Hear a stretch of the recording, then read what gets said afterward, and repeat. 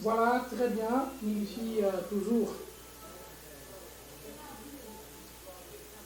Voilà, très bien, ñu ngi fii. Salaamaaleykum mbokk yi sant ci actuthies.com ñu ngi fii tey ci Thiès dalal kenn ci ay acteur de développement nekk également acteur social nekk tamit acteur politique ci li nga xamante ne mooy dundu Thiès muy El Hadj Gadiaga mu nekk koo xam ne ñëpp gis nañ taxawaay bi nga xam ne am na ko ci ñi nga xam ne dañu am ay jafe-jafe jëm ci ay woy laago jëm ci AVC ñëpp xam AVC jafe-jafe yi nga xam ne mu ngi koy def mais également ci problème tamit ñi nga xamante ne toujours dañu ay arthrose mag ñi nga xam ne dañoo nekk ci biir kër ñuy wax ni mag rek feebar la. ñu ni mel ñun ñëpp ñu gis ni El Hadj Gadiaga ubbi na sax cabinet di massé def aussi ay massage à domicile ci yeneen fànn ak ci yeneen anam ak ci yeneen wàll mu nekk loo xamante ne tey jii ñu bëgg rek d'abord moom El Hadj Gadiaga ñuy seet si bu wax leen moom mooy kan ci présentation. asalaamaaleykum mbokk yi ku ci nekk maa ngi lay nuyu sa tur ak ci sa sant di sant yàlla bu baax di julli ci yonent bi sallallahu alayhi wa sallam di sant sumay ñaari waajur di nuyu Omar vraiment di la defal mention spéciale yow tam ndax comme ni ñu ko mën a expliquer rek ci sa disponibilité ci sa savoir-faire en plus aussi tamit ci professionnalisme bi nga xam ne aussi yaa ngi koy wane kooku moom fu ñu toll rek impérativement dañ ko war a wax ndax yow moom yëpp yow presque nitu waa Thiès nga kon ñu ngi lay sant bu baax di la gërëm di wax rek ni El Hadj Gadiaga bon maa ngi juddoo Thiès yaroo Thiès màgge Thiès dëkk Mbour 1 bi ma matee de jàng na bi ma jàngee jóge fa dem armée incorporé dans l'armée sénégalaise en 1991 ci lañ ma affecté au niveau des sapeurs pompiers ma dem sapeur pompier ma jóge fa def stage respective yi nga xam ni tey ma am suma premier diplôme boo xam ni CP santé la amaat suma CAT1 santé boo xam ni maa ngi ko amee fi nga xamee ni moom mooy bataillon de santé des armées bon bi ma demee foofu aussi tamit après laa def aussi imprégnation ci technicien en kinésithérapie ma am ci suma diplôme aussi bon ci biir loolu en 1992 ci laa incorporé bi ma jeexalee aussi tamit en 2013 avant boobu ci laa dugg ci politique bi presque en 2012 bi ma duggee ci politique bi aussi bi may ñëwit damay jàppale son excellence monsieur président Macky Sall ñu daal di créer benn un mouvement de soutien à l'action du président Macky Sall en 2012 ñu nekk ci nag di dem di liggéey man ak samay collaborateurs yi nga xam ne tey ku ci mel ne Ablaye Ndaw ku ci mel ne Yacine Ba ku ci mel ne madame Ndiour ku ci mel ne Adja Khady Gueye ku ci mel ne colonel Cissé ku ci mel ne Dior Adja Dior ku lim doo matal man dama mën a yem foofu rek ci foofu laay yem ci biir loolu ñu créé waat beneen mouvement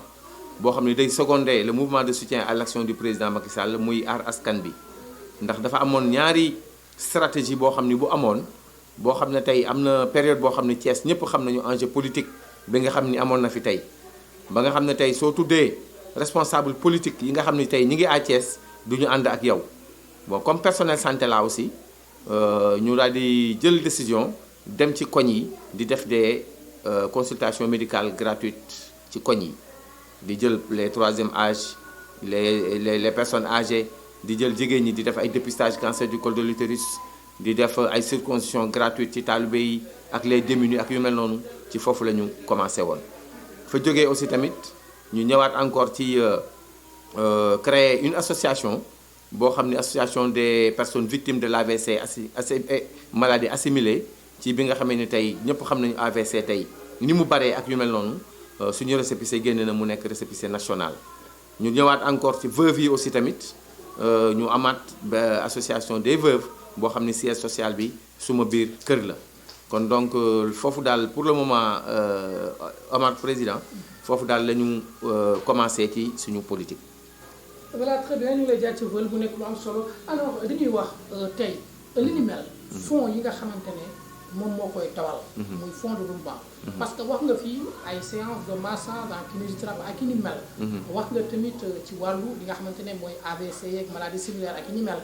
tey fan ngeen di jëlee fonds yooyu pour mën a réaliser ces programmes. waaw kon fonds yooyu Omar fi ñu ko jëlee yaakaar naa ni ginnaaw yàlla moo ñu jox loolu ndax tey yaakaar naa ni amuñu benn appui boo xam ni jóge na ci autorité ñëw ci ñun ci suñu association bi amul benn fonds boo xam ni jóge na ci ñëw bon à part kenn koo xam ni mënuñu dem di ko nuyu de passage mooy ki nga xam ni madame le ministre muy Adja Ndeye Tické Ndiaye Diop. Adja Ndeye Tické Ndiaye Diop mu nekk une sœur mu nekk koo xam ni aussi tamit vraiment kenn la ci ñun ndaxte fu ñu ko bëgg a jot ko fu ñu ko bëgg a woo ko lépp loo xam ne aussi tamit xewla nañ ko aussi mu jël daraam aussi def ko ci biir kon su may wax ni def am na kon donc kon yaakaar naa ni Adja Ndeye Tické Ndiaye Diop moom la ñuy defal mention spéciale ci moom pour wan ko ni ko kat jusqu'à présent ba tey ñi ngi ci ginnaawam ndax moom lépp lu ñu mënti def mës na ci jàpp à part loolu man mosuma gis kenn koo xam ni yëkkati na benn dërëmam yëkkati nañu kat lii ñu ñoo ko jàppalee mouvement bi wala dara ak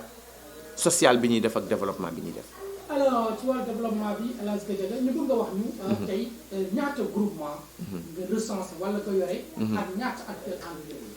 kon groupement yi nga xam ni recensé nañ ko Omar actuellement dañoo topp di recensé mais présentement ni on a 100 groupements yoo xam ne taxaw na.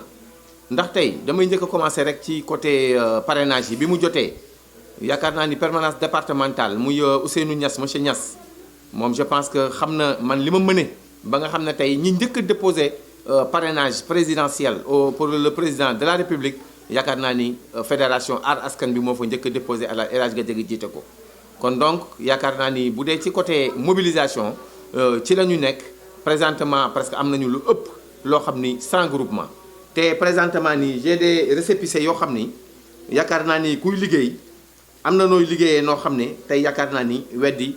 gis bokku ci li yëpp ay récépissés la yoo xam ne tey on a recensé les groupements yi nga xam ne tey am nañu récépissé ñuy ànd ak ñoom liggéey pour créer un réseau.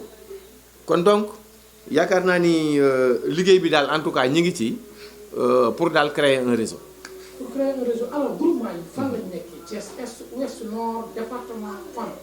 waaw kon ba tey département bi ba tey kon réseau bi ngay wax kii bi ngay wax groupement yi ngay wax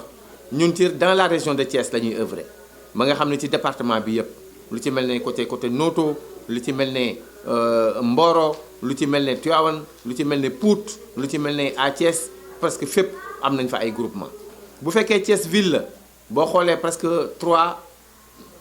communes la muy Thiès ouest bi muy Thiès nord ak Thiès est foofu yëpp am nañ fa ay base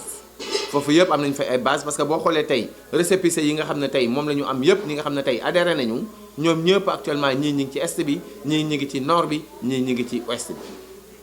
waaw. alors la fédération Aar Askan bi taxawaay ban nga am ci wàllu politique bi. mais également ci groupement yi ban taxawaay la ci am. waaw xam nga boo xoolee fédération Aar Askan bi toujours des fois damay dégg sax ku ci mel ne tey ñu bëree bëri dañ ñaan nañu aar suñu bopp ci côté Covid bi aar askan bi te boo fekk ñu aar askan bi créé nañ ko depuis 2016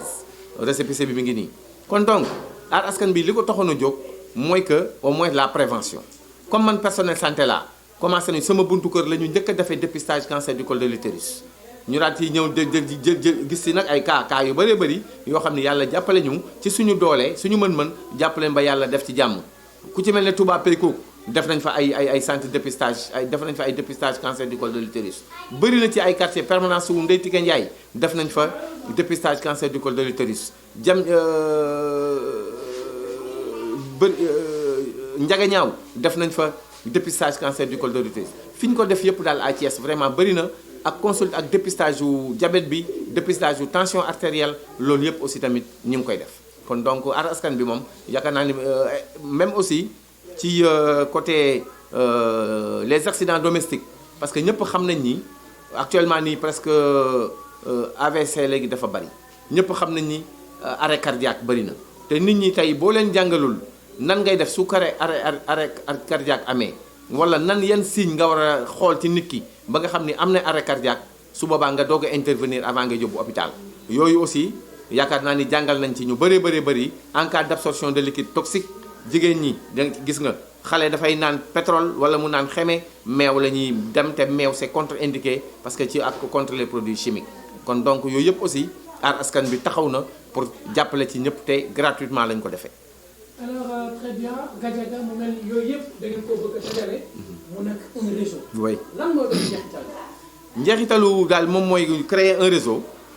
ndaxte yaakaar naa ni Thiès suñu Thiès la te Thiès war nañ ko defar ndaxte tey boo xoolee tey ku ci mel ne tey président Idrissa Seck de passage aussi ñu koy nuyu di ko encourager comme rejoindre na li nga xam ne tey moom mooy Benno Bokk Yaakaar ba président de la République jël na ko teg na ko ci biir kon kooku yaakaar naa ni aussi tamit c'est un frère di ko ñaanal yàlla aussi yan bi nga xamee ne tey yaakaar naa ni ñun liggéey Thiès rek ñun moom moo ñu ñor liggéey Sénégal moom moo ñu ñor. alors très bien bu nekk tey wax nga ko tey ci wàllu politique bi. donte ni laal nga ko sax wax le ministre Ndeye Ndiaye Diop tey ban taxawaay. ngeen ci am ak tamit boobu ba léegi ban considération ngeen ci doon. considération bi nga xam ne tey am nañ ko ci madame le ministre muy ki nga xam ni moom mooy Ndeye Ndiaye bon je pense que dañuy lancer appel président de la République bon parce que tamit jigéen la woon jigéen la boo xam ne aussi tamit ku mën naa ni jigéen ju man góor la aussi tam. parce que am na ci réalisation yoo xam ne à Thiès def na ko ba nga xam ne tey aussi tam yaakaar naa ni tey bàyyiloon ñu ko fii aussi yaakaar naa ni aussi tamit doon na baax mais dafa génne doomu Thiès dugal doomu Thiès kon ba tey yaakaar naa ni sotti ci ak def ci la. mais bu fekkoon jëloon na madame le ministre aussi jëlaat ko joxaat ko yeneen ndomba tànk aussi yaakaar naa ni tamit liggéey bi dafay gën a baax rek te kooku vraiment ñu ngi ko koy ñaanal ndaxte liggéey na aussi li nga xam ne aussi tamit vraiment. war na am place am foofu daal. alors El Hadj Gadiaga tey jii situation bi nga xamante ni mooy Covid 19. mu nekk deuxième vague ñu ne moom moo gën a sévère vague bu njëkk bi. tey ban taxawaay nga ci am ak ban taxawaay nga bëgg autorité am ko mais également ak réseau bi nga xam ne ñu koy waaj a créer. effectivement Omar nit ki moom waruloo mën a def dara te jaaroo waxuloo ci côté Covid bi parce que côté Covid bi yaakaar ñun bu ñu nekkee acteur de la santé. ba nga xam ne tey avant Covid bee ñëw ñuy topp di def ay sensibilisation lu nekk ñu def ko kon yaakaar naa ne am nañu place ci sensibilisation ci Covid bi. Covid bi vraiment ñu ngi féliciter le ministère de la santé ministre Abdoulaye Diouf Sarr ak équipe bi yëpp ndax guddeeg bëccëg nelawuñu di remercier aussi le président de la République fonds yi nga xam ne dégagé na ko au moins pour appuyer la population. kon donc li ñuy ñaax rek nit ñi rek moom mooy respecter les mesures de barrière yi nga xam ne tey édictées. presque par le ministère de la santé du président Macky Sall moo wax loolu mais ministère de la santé ñoom ñi nga xam ni sont des professionnels ñoom ñi nga xam ni mais xool leen yan maladie ñoo fi daan am ay poliomyélite dafi daan am yeneen ak yeneen nit ñi di la fañ ay yeneen ak yeneen tuberculose depuis boobaak léegi kon donc am na ci ay mesures préventives yoo xam ni suñ ko jëlee rek automatiquement yàlla mën nañ ci dimbali léegi li ci ko jiitu moom mooy respecter la distanciation yi nga xam ni moom la ñu wax lavage des mains ba nga xam ni moom la ak yi nga xam ni di takk masque yi yaakaar naa ni loolu moom mooy premier remède bi li ci des nag après ñuy xaar nag li nga xam ne tey aussi état bi mi ngi koy régler bi nga xam ni moom mooy vaccin yi nga xam ni war na ñëw te yaakaar naa ni comme ni ñu koy waxee toujours di sensibiliser nit ñi wax leen ni leen nii yaakaar naa ni ñun bu ñëwee en tout cas ci ñi njëkk a ñàkk ñun ci la ñuy bokk mais parce que état du jël loo xam ne baaxul ñu koy dugal ci biir kii bi kon donc population bi nañu rassuré wu xam président de la république bi nga xam ni moom la ñu am bi nga xam ne tey vraiment presque am na ambition am na yéene ci askan bi kon comprendre nga kon donc kooku moom yaakaar naa dañ koy defal mention spéciale. ci biir loolu bala maa dem di remercier aussi la première dame parce que man jox nañ ma loo boo xam ni ci ay chariot ci ay buy yi ci yi nga xam ne tey moom la ñu indi woon pour jàppale les AVC ay couche hygiénique yi aussi joxoon nañu ci ba vraiment suñu élément yëpp bénéficié wu nañ ci. di waxaalewaat ci biir aussi tamit ci côté Ndeye Tické parce que avant première dame aussi di ko andi moom it andi woon na fi ay chariot kon donc yaakaar naa ni vision bi nga xamee ne tey la première dame am na ko kon moom aussi tamit dafa mel ne moom it Adja Ndeye Tické Ndiaye mel na ni moom tamit dafa am vision boobu ba tax que avant première dame di ko def boobu muy egg si Thiès fekk na que fekk na Ndeye Tické Ndiaye aussi tamit def na ko kooku aussi tamit lu ñuy seede la. alors très bien monsieur Gadiaga tey jii ginnaaw wax nañ ci wàllu Covid bi wax taxawaay bi nga xam ne moom ngeen am ban stratégie ngay gis nii bu ñu ko defoon en tant que professionnel de la santé. bu ñu ko defoon mbas mi dina wàññeeku waxuma Sénégal mais ci biir Thiès. waaw loolu moom mbas mi moom chaque jour rek étant professionnel de la santé mooy que dañoo bokk ci ministère de la santé man foofu laa bokk parce que man diplôme bi ma am diplôme santé laa am te armée laa ko amee kon donc ñun ministère de la santé ñun foofu la ñu bokk. ñun ñoom lépp lu ñu wax rek ñun ñu ngi seen ginnaaw li ñu wax moom mooy que lenn mesure barrières yi nañu moytu xew yi nañu moytu dajaloo bi nañu moytu nañuy dandante nañuy takk masque yi genre yu mel noonu kon je pense que loolu bu ñu ko defee rek tombanteeg aussi. Vaccination bi aussi tamit ñëw mu nekk mesure préventive boo xam ne bu ñu ko jëlee rek yàlla mën nañu ci cee dimbali ba nga xam ne tey mbas mi dina fi jóge. voilà très bien xam naa ne émission bi bu ñu jeex. ñu bëgg rek nga wax ñu ne tey ban message lay délivrer ak tamit ci wàllu sensibilisation mais également situation dëkk bi économiquement parlant. man situation dëkk bi li ma ciy waxaat rek ci côté autorité yi dama ciy am lu ma ciy dolliwaat rek gis nga politique Omar. nañu seet ñi nga xam ne politique ñi am mbooloo lañu soxla mais man xam nga lan laa gis Thiès ñi nga xam ne tey dañuy ànd ak autorité ba autorité bi daanu ñu dem di bëgg a demaat di encore di àndaata ak keneen ak keneen ak keneen ak keneen tey bu ñuy ànd ak autorité bi mënuñu ko indil benn nit mënuñu ko indil ñaari nit loolu aussi tamit yaakaar naa ne autorité yi war nañ cee jël leçon ci lu bëree bëri nit ki sooy ànd ak nit xoolal kii ba xam ban capacité la am xoolal kii ba xam ndax est-ce que am na mbooloo wala déet parce que man pour man yaakaar naa ni la politique c'est l'art de gérer la cité nag mooy au moins nga jëriñ askan wi loolu mooy tax waaye nag aussi tamit bu fekkee yow jëriñoo askan wi dara lu dul ñëw fréquenter kër jàmbur lu dul ñëw sonal nit ki fu muy dem nga ànd ak moom te yow mënuloo ko indil benn nit mais kooku bu dama ni bu daanoo yow yaa ko daaneel kon donc daal ñi nga xam ne tey ñoom ñoo fi nekk ñu ay autorité nañu dem tàllal loxo ñi nga xam ne tey te ay liggéeykat nag ñu ngi fi ay liggéeykat ñu ngi à Thiès yi nga xam ne tey bu fekkoon tey déniché woon nañu leen génne woon nañu leen tey président du am dara loo xam ne tey lu muy wax la te am na beneen tournure nag boo xam ne bu ma leen di wax boo xam ne génnaat na parce que am na ci ñoo xam ne ñu àndoon ak beneen camp jóge nañ fa ñu ngi dem di ànd ak beneen camp te loolu aussi tamit suñ ciy gaawul taxaw rek yaakaar naa dina affaibliral waa APR yi nga xam ne tey ñoom ñoo nekk à Thiès. maanaam situation bi muy situation comme ni ñu koy waxee rek. Ndiol Sow. waaw tey da nga gis ni am na ñu nekkoon ci biir APR. waaw ñu génn fekk si Idi. justement non ñu fekkoon ñu nekkoon ci biir ñu àndoon ak Idrissa Seck. jóge fa bëgg a dem encore ci yeneen camp man loolu man je l'ai vu. waaw te loolu nag aussi tamit. lu ñu war a réparer la lu ñu war waaw kay justement lu ñu war a teel a régler la pour que au moins balaa affaire bi aussi tamit di dégénérer parce que bu xasee ba dégénérer aussi yaakaar bi président de la république am ba jël Diatara indi ko teg ko fi ba jël Idrissa Seck indi ñëw teg ko fi aussi tamit yaakaar naa ni yaakaar boobu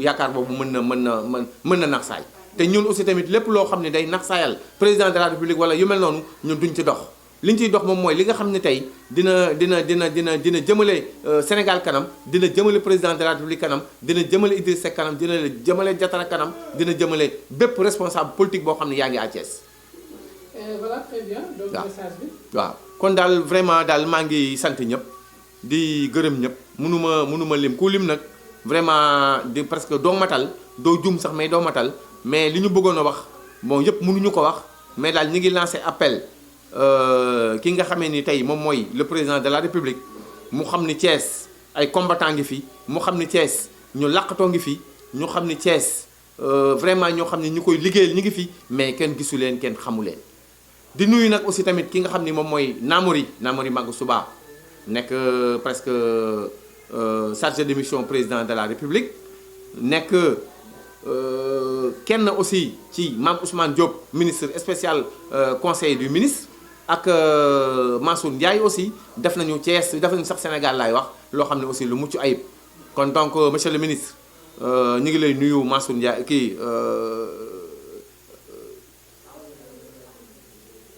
Mame Ousmane Diop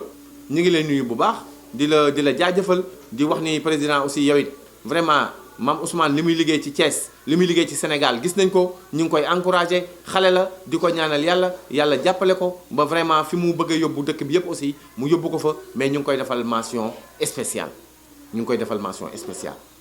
merci beaucoup Alane Gadara ñu lay jaajëfal. merci beaucoup jërëjëf.